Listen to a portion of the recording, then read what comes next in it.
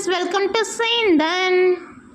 இன்றைக்கி காளான் மசாலா எப்படி செய்யலான்னு பார்க்கலாமா? நான் அதுக்கு தக்காளி பச்சை மிளகாவை ஃபஸ்ட்டு அரைச்சி வச்சுக்கிட்டேன்.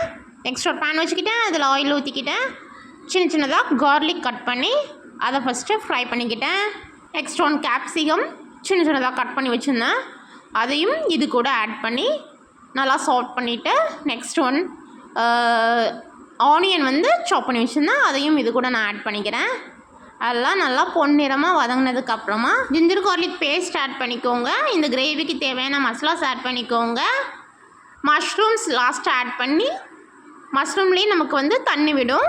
நமக்கு அதுக்கப்புறம் தேவையான கன்சிஸ்டன்சிக்கு தகுந்த மாதிரி வாட்டர் ஆட் பண்ணிக்கோங்க. சால்ட் ஆட் பண்ணிக்கோங்க. அட்டகாசமான காளான் gravy ready. Tomorrow onwards school reopens.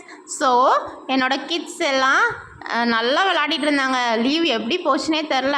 காலைல எந்திக்கிறதுமா வெளியே விளையாடுறதுமா இருந்தது. இப்போது நாளைக்கு ஸ்கூல் ரீஓப்பன் ஆக போகுது.